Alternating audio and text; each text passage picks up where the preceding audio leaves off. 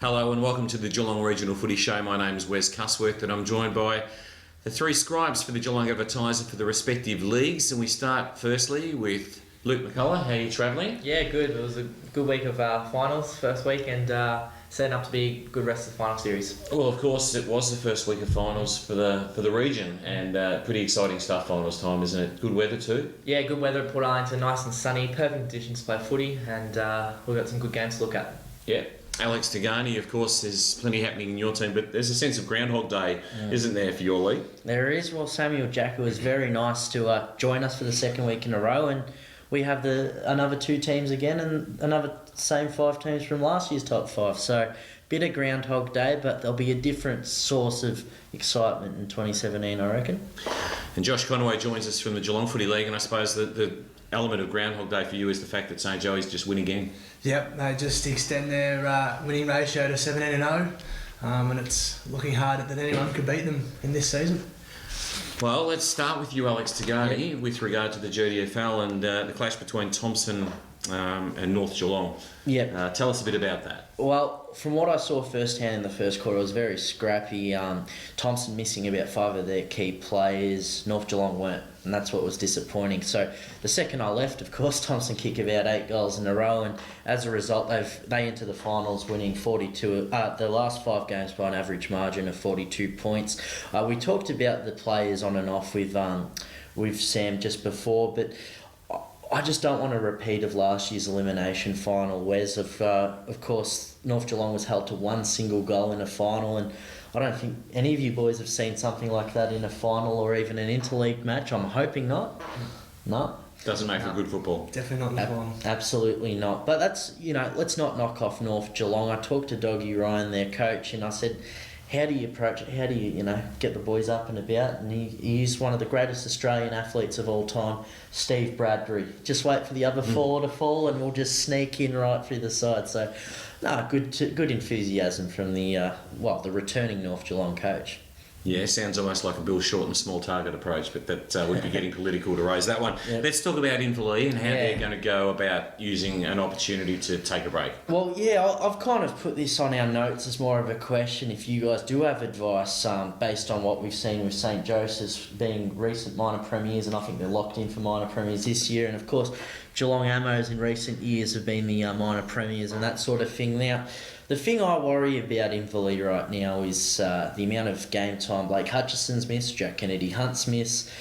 They get the week off now. They missed out on Corio game, and that wasn't a problem. They still won by 140 points without him. And I think 15 individual goal kickers helped the cause as well. But what did we see with Bannockburn last year? Jack Broman didn't play for 35 games. We all tipped him for the best on-ground medal, and in the end, in the grand final, Bannockburn didn't kick a goal after quarter time. So we hope Inverleigh can avoid that, and those that follow us on social media, put out there what is the best way to go through a bye during the finals.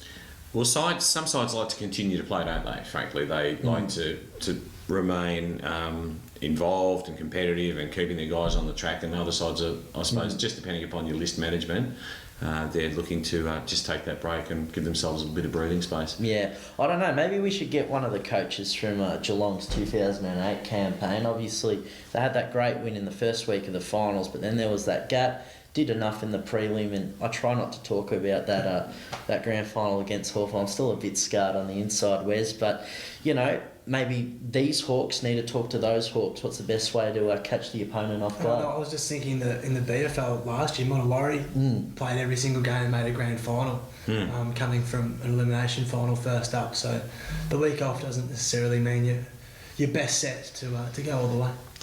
All right, let's look at Werribee, and obviously they're reaching a time where they need to find the right person at the helm. I was going to say man then, but that's not necessarily the case, as we well know. No, absolutely, and especially talking at AFL Bowen here, obviously Armistead and the boys are doing great things with women. But let's go up the highway for Werribee. I do want to apologise to you three. I did break the story Thursday morning for the Addy, but I didn't think it was appropriate to mention on the show when we were live to air last Thursday night. But basically, Peter Markey did 3 years, and he said it as it was. He's in a committee where half of them wanted him, half of them didn't.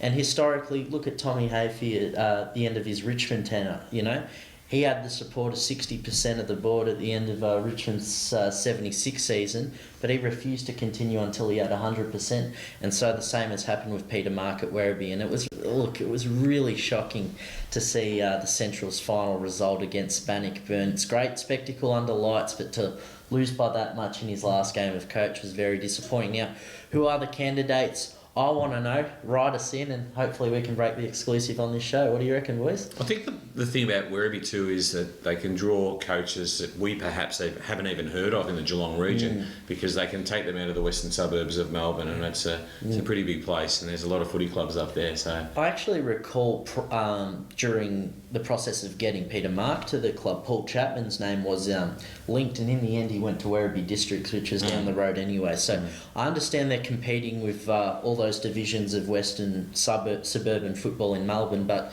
you know, GDFL, it's one of the finest leagues in district football. You'd be a fool to give it a miss.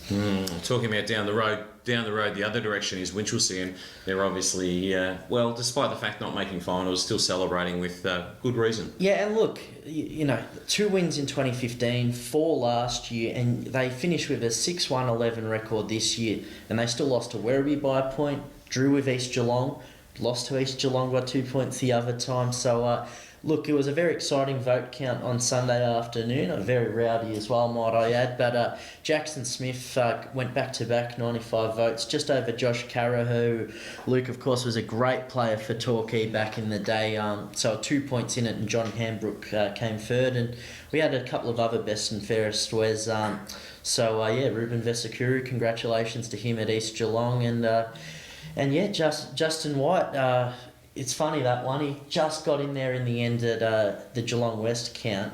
The guy who was leading, Scott Jervis, was had the flu on Saturday, and he gave him his vote. So in the end, he cost himself a best and fairest. But that's footy, boys.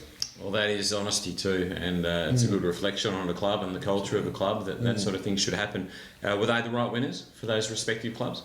Oh, look, I only see clubs are certain. If I saw the same club every week, I'd put my opinion out there. But I think the biggest surprise, given we're going to talk about the team of the year next week, was Ash Brown is a key forward for East Geelong, finished 8th in theirs, and Braden Mitchell, who I've been praising non-stop, finished 7th in Geelong West. So kind of has shades of when Stevie Johnson came, I think, 4th in the Brownlow one year and finished 17th in Geelong's best and fairest that same month. But enough stats from me, mate, because I want to hear what's happening in the Bellarine and the Geelong Footy League as well. Well, we'll get that opportunity. Great job, Alex, as always. This is the Geelong Regional Footy Show. We'll be back with more on the other side of this break.